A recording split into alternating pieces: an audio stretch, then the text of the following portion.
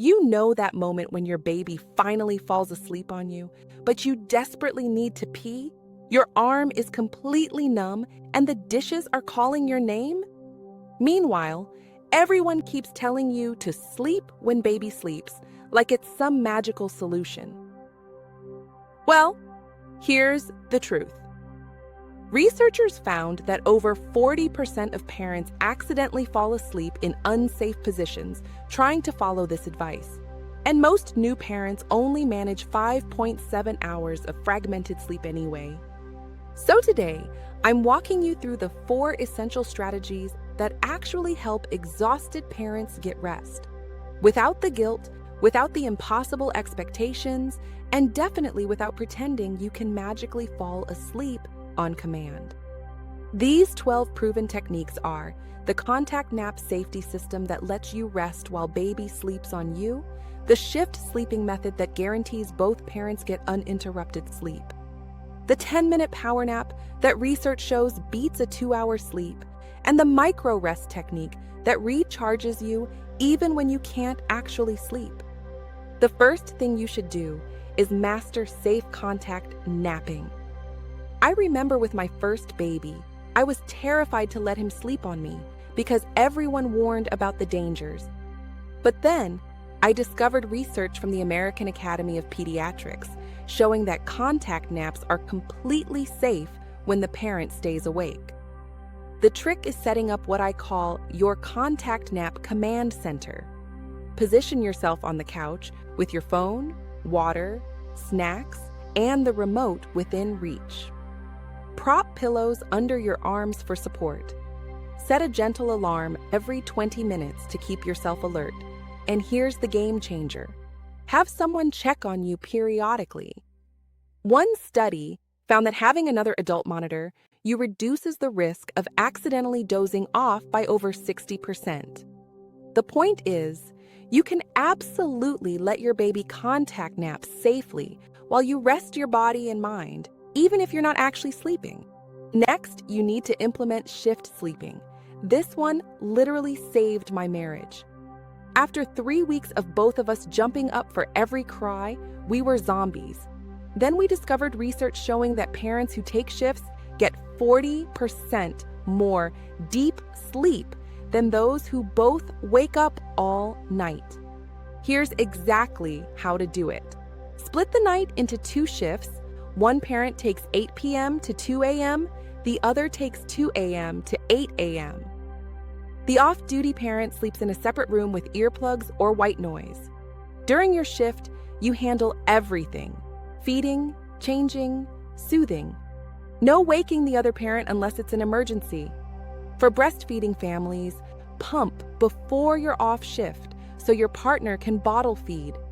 The beauty is, each parent gets at least 5 to 6 hours of uninterrupted sleep. And trust me, after weeks of broken sleep, those solid hours feel like winning the lottery. The third strategy is the 10-minute power nap. Now, I used to think short naps were pointless. Why bother if you can't sleep for hours? But then I learned about this NASA study that found 10-minute naps improve alertness by 54% without causing grogginess. Here's the science. When you nap longer than 20 minutes, you enter deep sleep and wake up feeling worse. But a 10-minute nap stays in light sleep, releasing just enough sleep pressure to refresh you. Set your timer for 12 minutes. That gives you 2 minutes to fall asleep plus 10 to nap. Lie flat on your back to lower cortisol faster. And here's my secret weapon. Drink something warm right before. Your body temperature naturally drops when you're ready to sleep, so the warmth helps trigger that response. The best part? Research shows these micro naps don't interfere with nighttime sleep at all.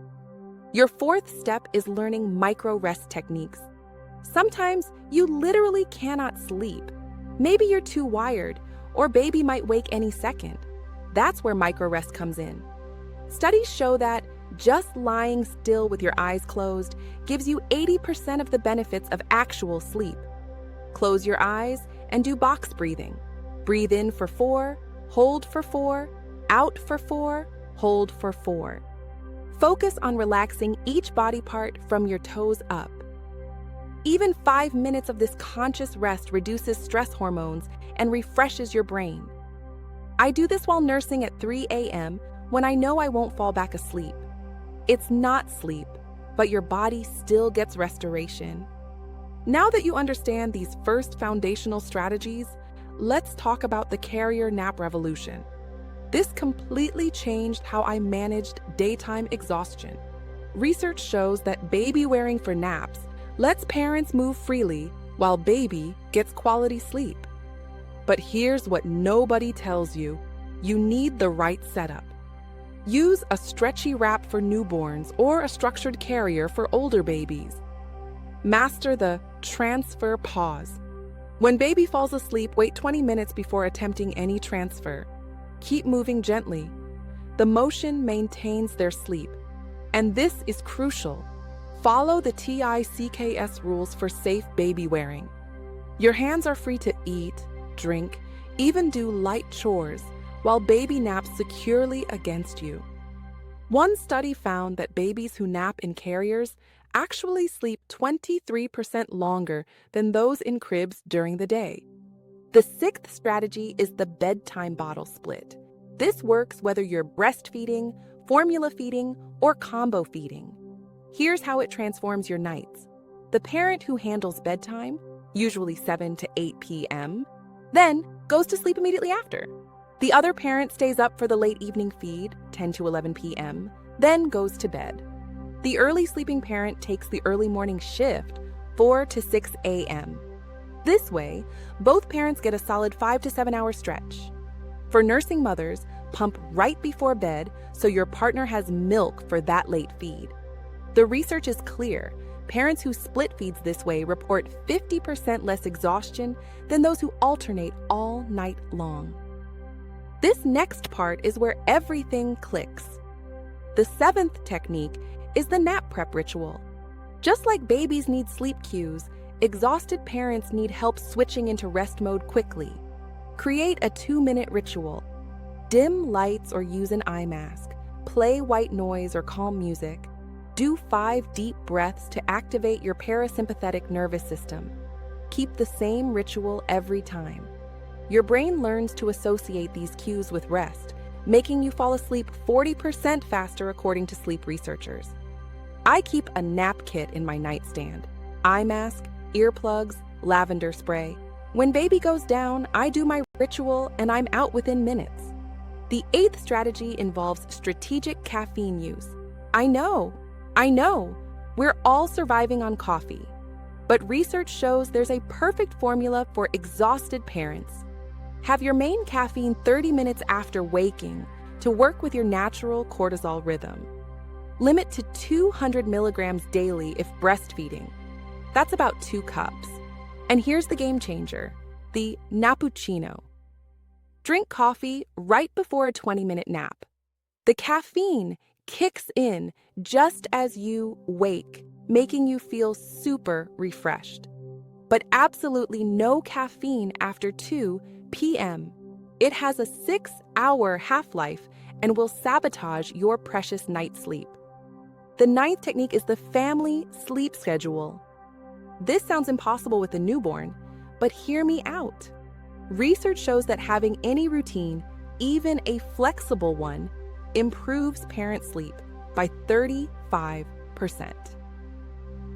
Pick a morning start time between 6 and 8 a.m. Even if you were up all night, get light exposure at this time to regulate your circadian rhythm. Set a wind-down hour in the evening when you dim lights and reduce stimulation. Plan nap opportunities around baby's probable sleep times. The schedule won't be perfect, but having a framework reduces the chaos and helps your body predict rest times. Your 10th strategy is the helper handoff. Pride was killing my sleep until I learned this. Accepting help isn't weakness, it's wisdom. Studies show parents who accept help average 2 more hours of sleep daily. Make a specific help list, not help with baby, but hold baby from 2 to 4 p.m. so I can nap. When people offer help, say yes immediately and assign a specific task. Set up a meal train so you're not cooking. Have a trusted friend or family member take a regular weekly shift. One mom in my community has her mother-in-law come every Wednesday 1 to 4 p.m. That guaranteed nap saves her sanity all week. I saved the most powerful for last because this one requires a mindset shift. The 11th strategy is rest without sleep. We put so much pressure on actually falling asleep that we create anxiety that prevents rest. But research reveals something amazing. Lying still with your eyes closed provides 85% of sleep's cognitive benefits. So when you can't sleep, don't stress. Lie down, close your eyes, and practice gratitude meditation. Listen to calming music or a boring podcast. Do progressive muscle relaxation. Your brain waves still slow, your nervous system still recovers. Some of my most restorative naps involved zero actual sleep.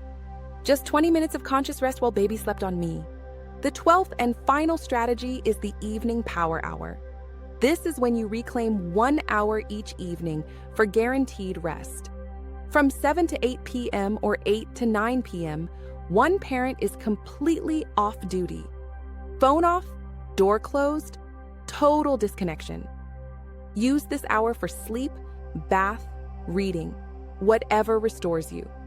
Trade off daily so both parents get this. Research shows having 1 hour of uninterrupted evening rest improves next day functioning by 40%. It's not just about sleep, it's about having sacred time where you're not on call. This single hour can be the difference between surviving and actually enjoying parenthood.